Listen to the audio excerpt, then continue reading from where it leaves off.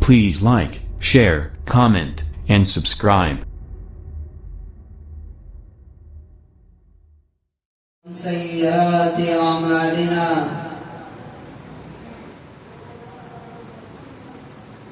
من يهده الله فلا مضل له ومن يضلله فلا هادي له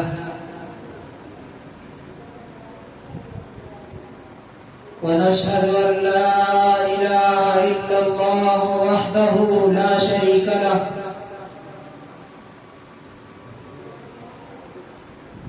ونشهد أن سيدنا ومولانا محمدا عبده ورسوله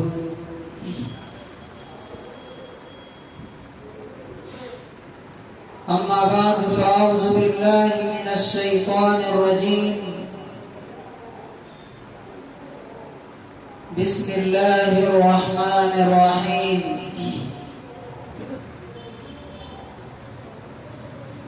كلا إذا دكت الأرض دكا دكا وجاء ربك والملك صفا صفا وجيء يومئذ بجهنم يومئذ يتذكر الإنسان وأنى له الذكرى يقول يا ليتني قدمت لحياتي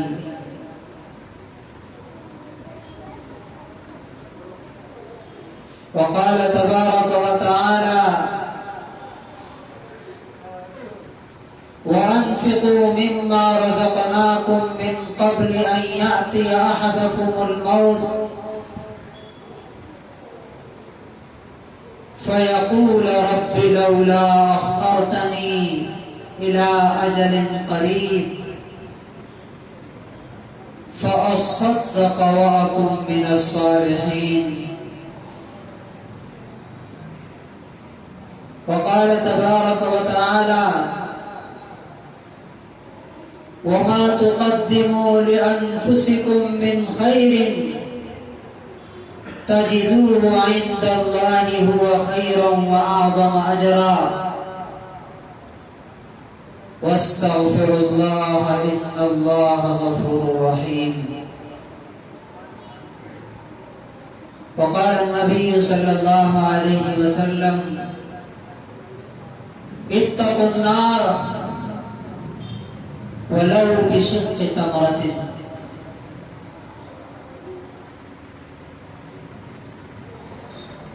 پچھلے ہفتے ہمارے سامنے یہ بات آئی تھی کہ زندگی میں آگے جو حالات آنے والے ہیں وہ اور مشکل ہوتے جائیں گے. یہ بات ہمارے ذہن میں کلیئر رہنی چاہیے. آگے چیلنجز اور زیادہ ہوں گے، پریشانیاں اور زیادہ بڑھیں گی، پرابلمز اور ہوں گے. مینٹلی ہمیں پریپیئرڈ ہونا چاہیے. لیکن آپ کو معلوم کہ ایمان والے کے سامنے پہاڑ جیسے مشکلات بھی رائی کے دانے کے برابر اور اس کے پاؤں کے ٹھوکر کے برابر بھی نہیں ہوتے اگر دل میں واقعی ایمان ہو تو. جیسے اقبال نے کہا تھا یہ غازی یہ تیرے پراسرار بندے جنہیں تو نے بخشا ہے ذوق خدائی، تو نیم ان کی ٹھوکر سے صحرا و دریا، سمٹ کر پہاڑ ان کی ہیبت سے رائی، دو عالم سے بیگانہ کرتی ہے دل کو، عجب چیز ہے لذت آشنائی. شہادت ہے مطلوب و مقصود مومن، نہ مال غنیمت نہ کشور کشائی. ڈر کس سے لگتا ہے؟ دیکھیے ڈر کو کم کرنے کے لیے ایک سائنٹیفک طریقہ ہے. کیا ہے وہ؟ آخری چیز آپ کے ساتھ کیا ہو سکتی ہے سوچ لیجئے پہلے. یعنی سب سے بڑی مشکل کیا آ سکتی ہے؟ موت. موت ہے نا.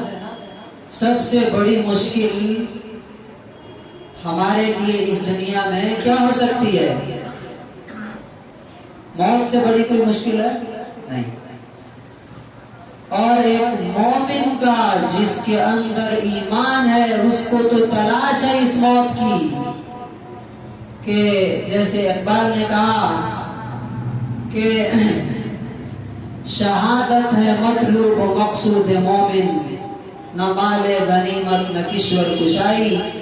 وہ جو گھوڑوں کی پیٹھوں پر اور توپوں کے سامنے جو کھڑا رہتا ہے اسے حکومت اور ملک اور جہانگیری نہیں چاہیے. اس کی تو سب سے بڑی دولت کیا ہے کہ کاش مجھے اللہ کی راہ میں شہادت نصیب ہو جائے. تو اب ظاہر بات ہے کہ جیسے خالد بن ولید رضی اللہ تعالیٰ عنہ نے ایرانی لشکر کو خطاب کرتے ہوئے کہا تھا، کیا کہا تھا؟ خط لکھ کر کے کہ تم ہماری بات سنو اور مانو، نہیں تو میں ایک ایسی فوج لے کے آ رہا ہوں کہ جس کے لیے موت اتنی پیاری ہے، اس سے بھی زیادہ پیاری ہے جتنی تمہیں شراب پسند ہے.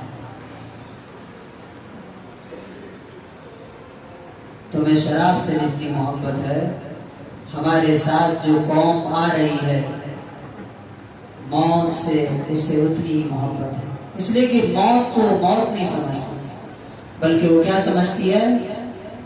یہ اللہ سے ملنے کا ایک پل ہے کہ بس پل پار کیا پہنچ گئے اس کے سامنے جس کے لیے زندگی جی رہے تھے.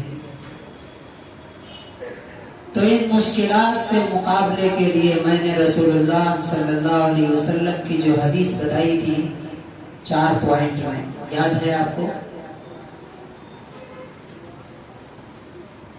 المومن القوی، طاقتور ایمان ہونا چاہیے. ایمان طاقتور نہیں ہوگا کسی کے سامنے ڈھہ جائیں گے، جھک جائیں گے، چاہے جسم کتنا بھی موٹا تگڑا کیوں نہ. نمبر 2، احرص علی ما ينفعک. جس حال میں ہے اس حال میں کیا کر سکتے ہیں؟ اس حال میں ہم اب بہت سارے لوگ لاک ڈاؤن سے ڈر رہے ہیں، لاک ڈاؤن کہیں نہ ہو جائے، لاک ڈاؤن.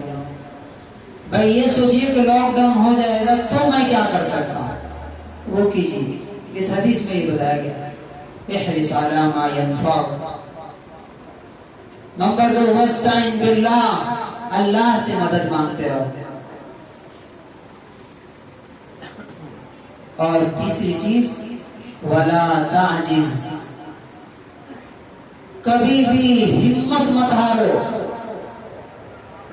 کبھی بھی سرنڈر نہ کرو. نیور گیو اپ، چھوڑنا نہیں، بڑھتے جانا ہے، چلتے جانا ہے، کرتے جانا ہے، انشاءاللہ منزل ضرور ملے گی.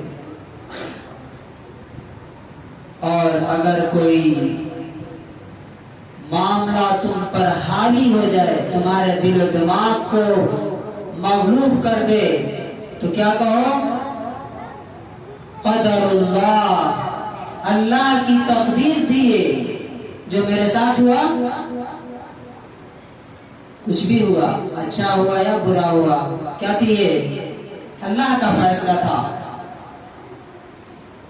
ما شاء فعل، جو اللہ نے چاہا وہی ہوا. جیسے ہی یہ کہیں گے دل بالکل پرسکون ہو جائے گا. لیکن یہ کس کو نصیب ہوگا یہ بات؟ جسے واقعی اس بات پر یقین ہو کہ اللہ ہی کا فیصلہ ہوتا ہے جو ہماری زندگی میں ہوتا ہے یا اس دنیا میں ہوتا ہے. یہ 4 پوائنٹس پچھلے ہفتے ہم نے ڈسکس کیے تھے. 2022 کا کے حالات کا مقابلہ اور اس کو فیس کرنے کے لیے، اس کے چیلنجز کا سامنا کرنے کے لیے۔ آج ہم دوسری ٹاپک پر، جس کا نام ہے انفاق فی سبیل اللہ، اللہ کے لیے جو کچھ ہے لٹا دو۔ کیوں؟ اس لیے کہ جان دی ہوئی اسی کی تھی۔ حق تو یہ ہے کہ حق ادا نہ ہوا، جو کچھ ہمارے پاس ہے سب اسی کا ہے، اور پھر اسی کا ہو جانے والا ہے۔ وَلِلَّهِ مِيرَاثُ السَّمَاوَاتِ وَالْأَرْضِ، آسمانوں اور زمین کی میراث آخر کس کی ہونے والی ہے؟ اللہ ہی کی ہونے والی ہے۔ جب قیامت کے دن سارے لوگ سب کچھ چھوڑ کے، کپڑے، جوتے، چپل،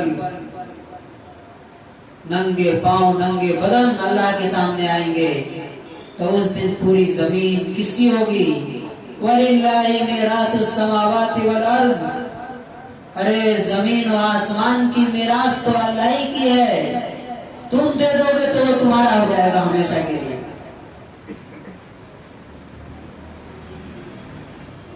اللہ تعالیٰ کہتا ہے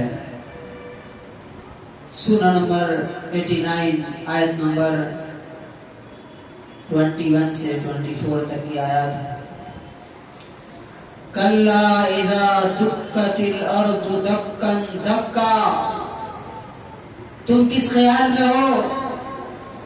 تمہارا خیال نہیں چلے گا، تمہاری سوچ، تمہاری تمنائیں، تمہارا وش، تمہاری آرزو، تمہارا ڈیزائر نہیں۔ اس وقت کو بھی یاد رکھو جب زمین کو کرش کر کے، توڑ پھوڑ کے برابر کر دیا جائے گا۔ تو زمین ٹوٹ گئی تو یہاں جو کچھ جس نے بنایا ہے وہ باقی رہا؟ زمین پر جو بنایا ہے وہ سب ختم ہو گیا۔ اب کیا ہوگا؟ دوسرا سین، وَجَاءَ رَبُّكَ وَالْمَلَكُ صَفًّا صَفًّا،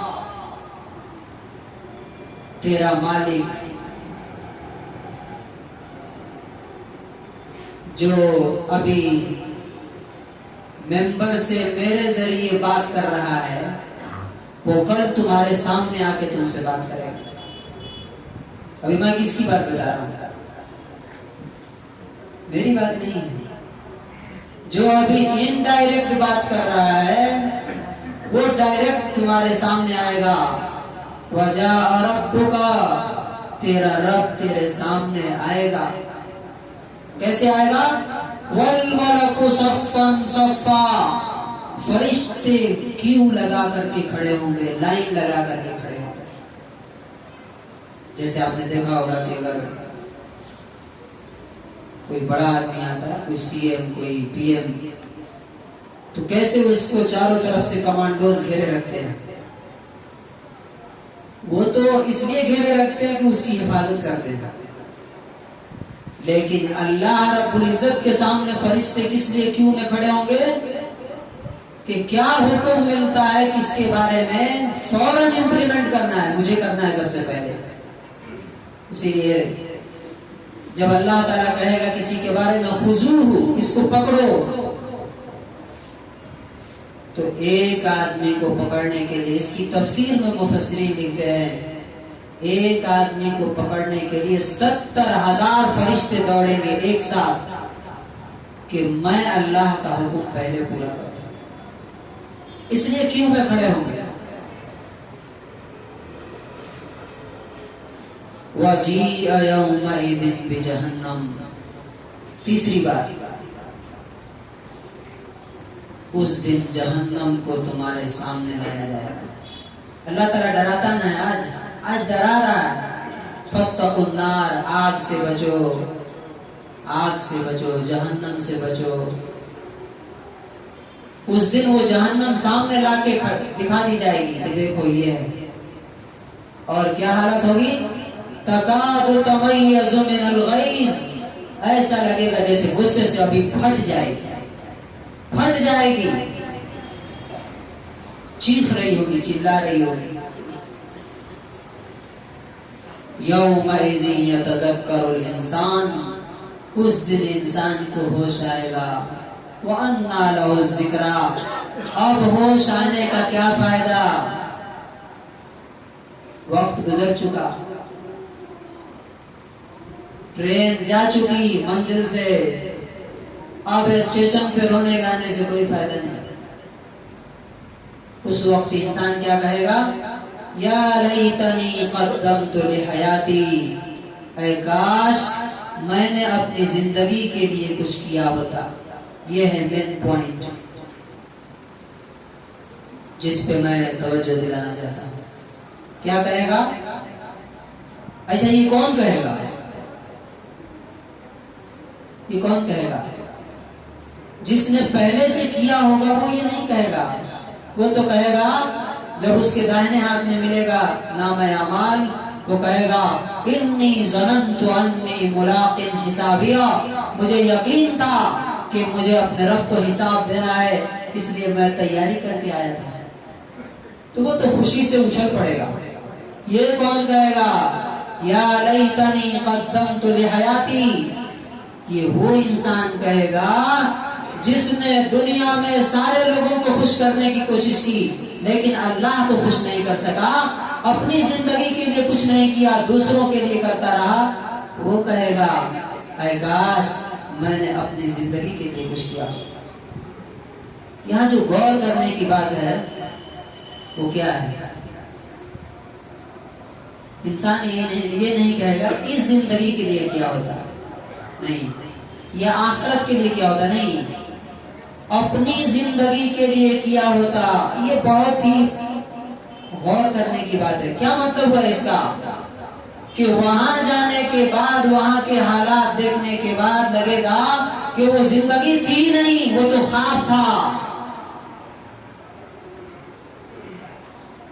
وہ تو ایک خیالی دنیا تھی جو منٹوں میں، سیکنڈوں میں ختم ہو گئی. اسی لیے اللہ تعالیٰ کہتا ہے وَأَنفِقُوا مِمَّا رَزَقْنَاكُمْ مِن قَبْلِ أَن يَأْتِيَ أَحَدَكُمُ الْمَوْتُ.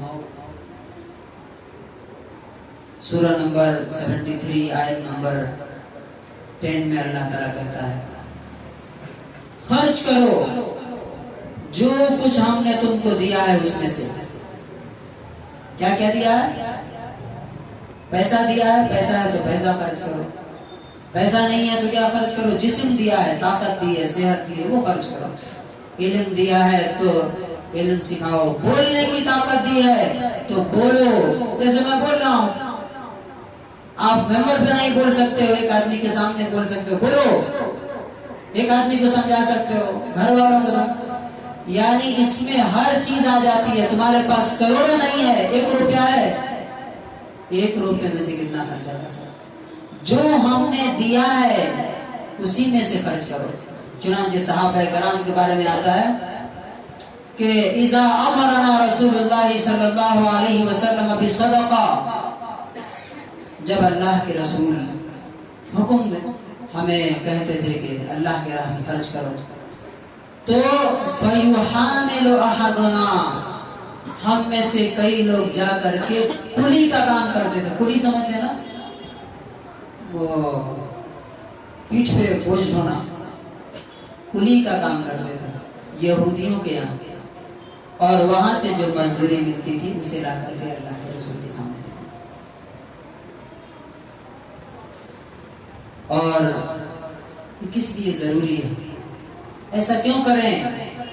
اس لیے کہ من قبل ان یاتی یوم لا بیع فیہ ولا خلۃ ولا شفاعہ. جتنی چیزیں آج کر سکتے ہو کل تمہارے ہاتھ سے وہ سارے کے سارے آپشن چھین لیے جائیں گے، کوئی باقی نہیں رہے گا. مثلا آپ یہاں تجارت کر کے، کاروبار کر کے اس کے ذریعے نیکیاں کما سکتے ہیں. اللہ تعالیٰ کہتا ہے لا بیع فیہ، قیامت کے دن کوئی خرید و فروخت نہیں ہوگی. ایک نیکی خرید نہیں سکو گے.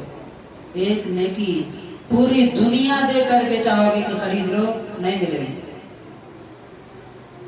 اور ایک نیکی گھٹ گئی، کوئی نہیں دے گا، نہ کوئی دوست دے گا، نہ کوئی ماں باپ، نہ کوئی آلا اولاد، کوئی نہیں، بلکہ یفر المرء، سارے کے سارے بھاگیں گے کہ کہیں ہم سے یہ مانگ نہ لے، یہ پھنس گیا خود ہی، مجھے بھی کہیں نہ پھنسا۔ اسی لیے صحابہ کرام رضی اللہ عنہم اجمعین، کیسا ان کو یقین تھا نبی پاک صلی اللہ علیہ وسلم کی باتوں پر اور اللہ کی باتوں پر۔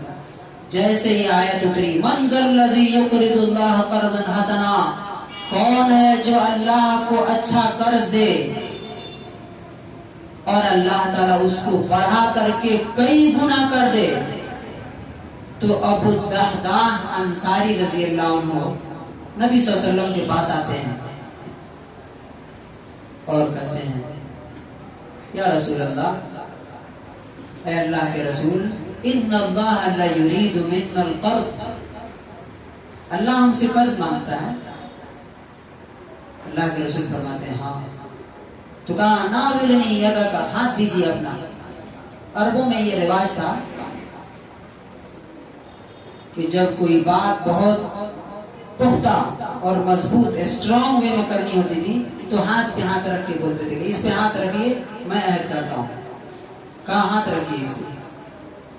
کہا کہ اقرضت ربی حایتی، میرا یہ جو باغ ہے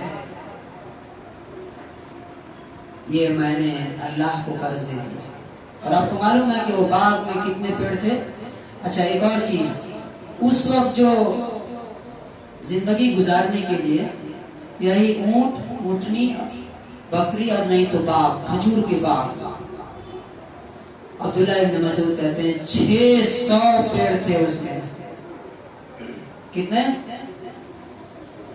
600 پیڑ تھے۔ اس کے بعد وہاں سے آئے اور باغ کے باہر ہی کھڑے ہو کے بولا، یا ام دہدا، اے دہدا کی ماں، اخرجی، نکلو۔ کہا کیا ہوا؟ کہا کہ نکلو، ان کے بچے بھی وہیں پہ رہتے تھے۔ کہا نکلو، فقد اقرضت ربی حایتی، میں نے اپنا یہ باغ اللہ کو قرض دیا۔ تو بیوی ادھر سے کیا جواب دیتی ہے؟ دیکھیے، ہماری بیوی آ جاتی تو کہتی ہے سٹھیا گیا، لگ رہا دماغ کام نہیں کر رہا ہے اس کا۔ کیسی تربیت تھی! کہا کہ فقد ربحت یا ابا الدحداح، اے ابو دہدا، آپ نے بہت ہی پروفٹ کا کام کیا ہے، بہت نفع کا سودا کیا ہے، اور اپنے بل بچوں کو لے کے نکل گئی۔ تو نبی صلی اللہ علیہ وسلم نے فرمایا کہ ان کے ایک ایک پیڑ کے بدلے اللہ تعالیٰ نے جنت میں اس سے بہتر اور میٹھا درخت تیار کر رکھا ہے، جس کے پھل اس سے بھی میٹھے ہوں۔ یہ ہے اللہ کی راہ میں دینے کا جو کچھ ہے، اور نہیں دینے والوں کے بارے میں اللہ نے تباہی کا وعدہ کیا ہے۔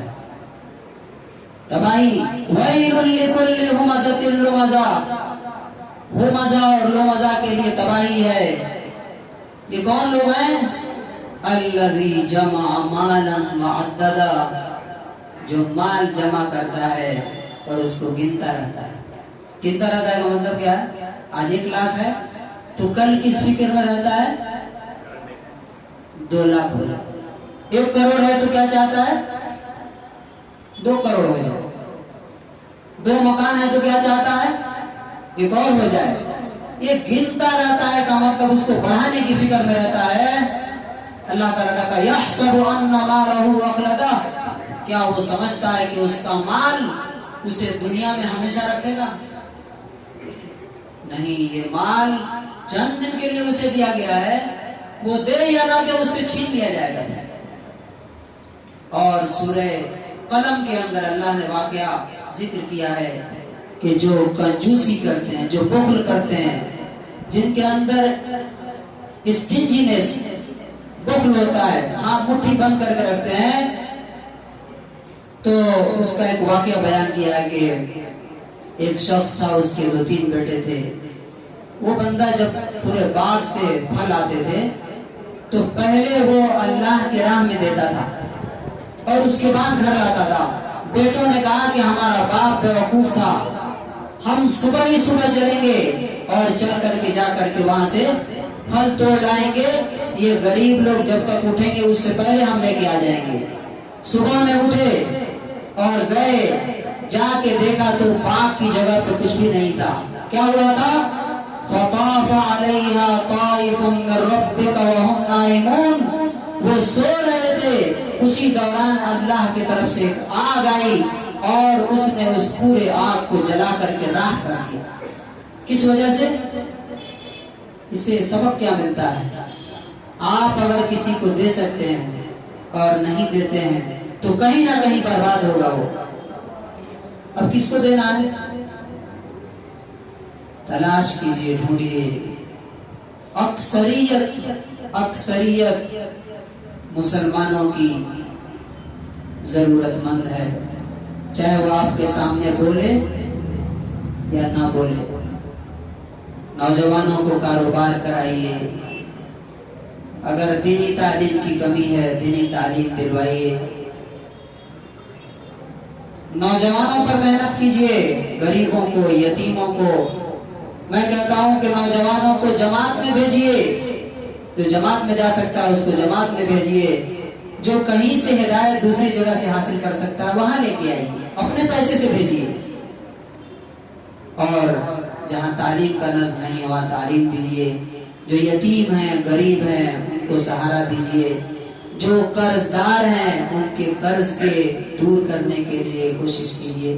بہت ساری جگہیں ہیں, بس اللہ تعالیٰ اگر حوصلہ دے, ہمت دے, اور اگر یہ یقین ہو کہ مرنے کے بعد ہمیں وہی کچھ ملنے والا ہے جو ہم یہاں سے بھیج رہے ہیں, تو راہیں خود بخود نظر آ جاتی ہیں. اور اس کے لیے بہت زیادہ پیسوں کی ضرورت نہیں ہے.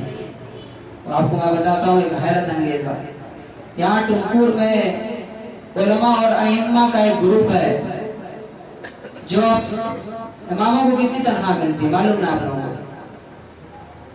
ہر مہینے 3000 روپے نکالتے ہیں, اور اس رقم سے 100 سے 500 گھروں تک راشن پہنچتا ہے. تو خرچ کرنے کے لیے زیادہ پیسے کی نہیں, بڑے دل کی ضرورت ہے. اللہ تبارک و تعالی ہمیں دنیا میں رہتے ہوئے اپنے آخرت کی تیاری کی توفیق نصیب فرمائے. بارک اللہ لنا ولکم فی القرآن العظیم.